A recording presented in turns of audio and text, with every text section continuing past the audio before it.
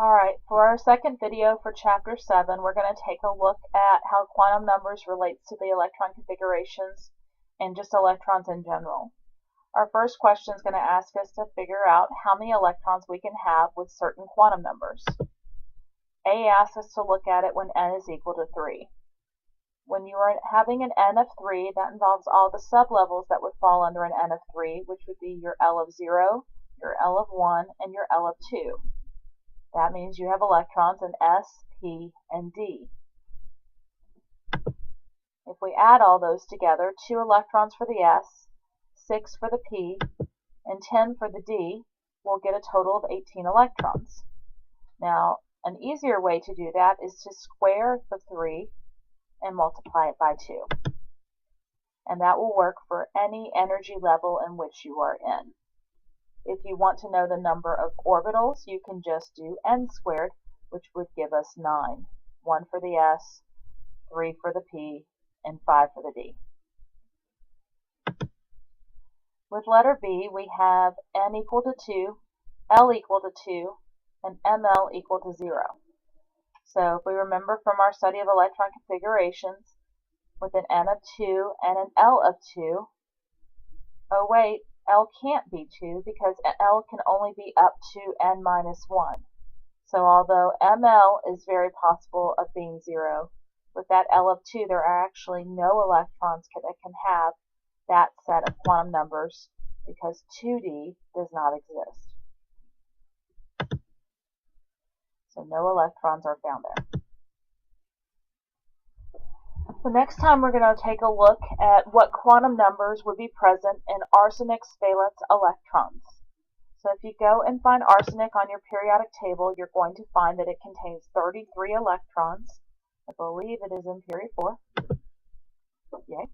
And when you place those electrons into your electron configuration, 2 into 1s, 2 into 2s, 6 into 2p, 2 into 3s, 6 into 3p, 2 into 4s, 10 into 3D, and 3 into 4P.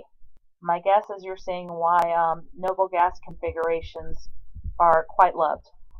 So if we had a noble gas, we would have had that take the place of the 1, 2, up to 3P. I believe that would have been argon. And we would have just been left with 4s2, 3d10, 4p3. Remember, with your valence electrons, those are the ones that are found in the highest energy level in which you have electrons placed. So our highest n is 4, so the 2 electrons in 4s and the 3 electrons in 4p represent the 5 valence electrons that are found with arsenic. So we want to write quantum numbers for those 5 electrons. So we have our n, our L, our ML, and our MS. Our first 2 electrons are in 4s, so our n will be 4,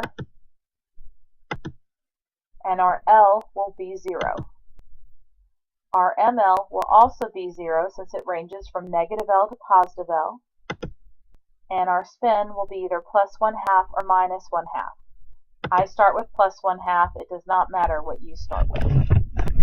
The second electron in 4s will look exactly like the first one, except for the spin will be opposite.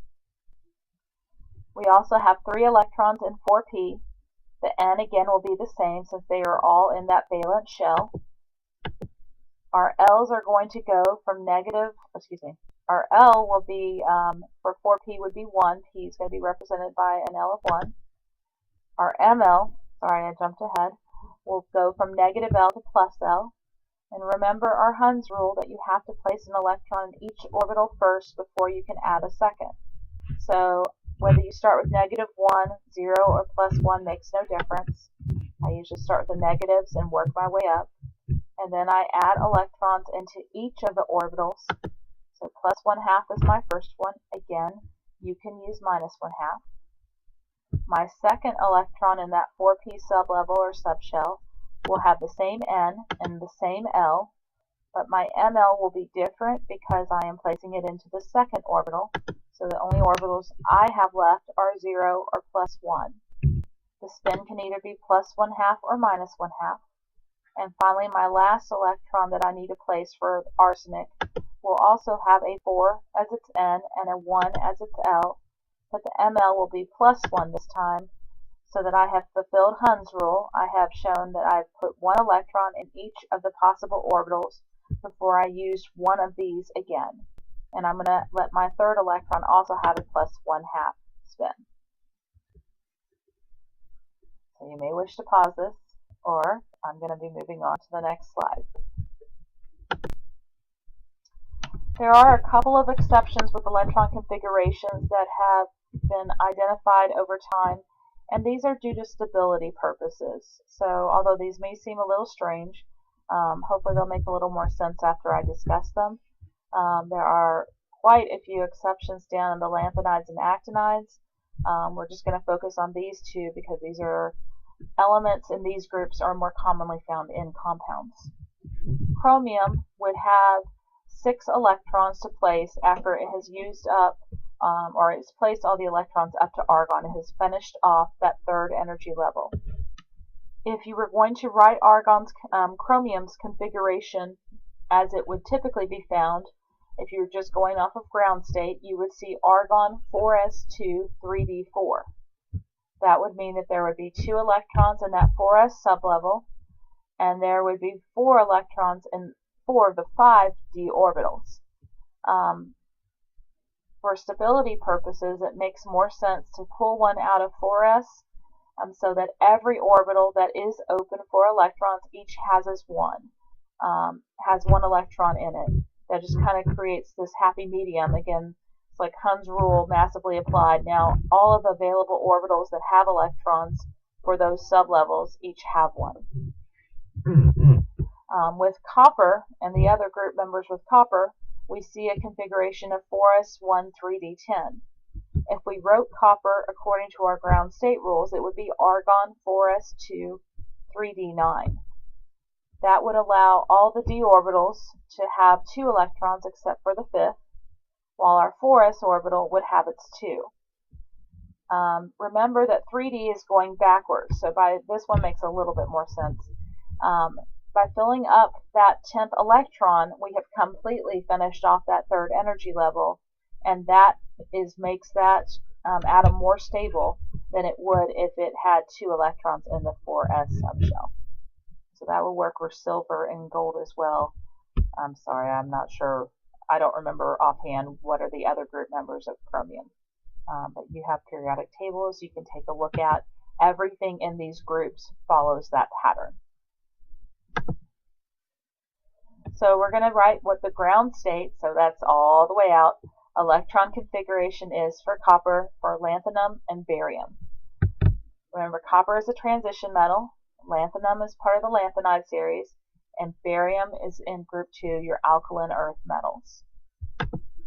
So if we go and take a look at copper on our periodic table, we're going to find that copper has 29 electrons. We're going to start by placing our electrons in 1s and working our way up until we have placed all of the 29 electrons for copper. So 2 go into 1s, 2 go into 2s, 6 go into 2p, 2 go into 3s, 6 go into 3p, and again, because of that stability with copper, only 1 will go into 4s, and the remaining 10 will go into 3d.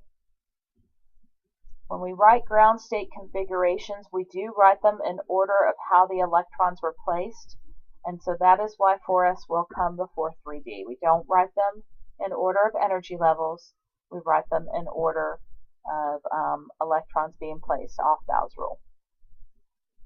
So if we take a look at lanthanum now, and again, if you want to pause, do so now, because I'm moving on to lanthanum. We see that lanthanum has 57 electrons. So its configuration is going to look exactly the same as copper up to 29. We'll add a 30 to get up to 4s2, and now we have to place 27 electrons beyond that. So again, everything up to here is the same as copper. If we go next in our order of energies, 4p will take 6 electrons. We're in the 5th row now, so we go back and add 2 into 5s. We're going to fill up all the 4d sublevel, 4d10. We're going to fill up 6 electrons into 5p, and we're finally going to make our way into the 6th period, which is where lanthanum is found. We have 3 electrons left.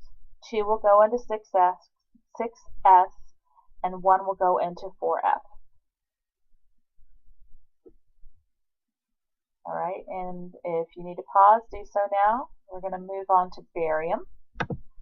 Barium has 56 electrons, so it's going to look exactly the same as lanthanum, minus this 4F electron.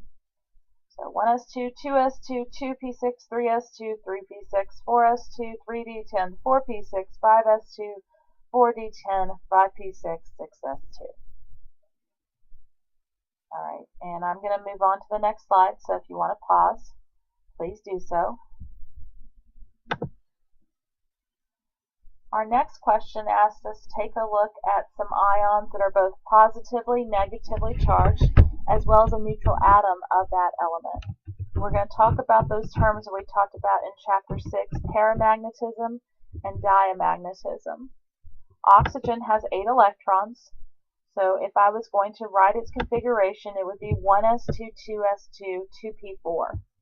Remember, with the unpaired electrons, I looked just at those the last sublevel, the orbitals in which those 4 electrons have been placed, to determine what electrons are unpaired. And I will see if I drew that out that there would be 3 orbitals.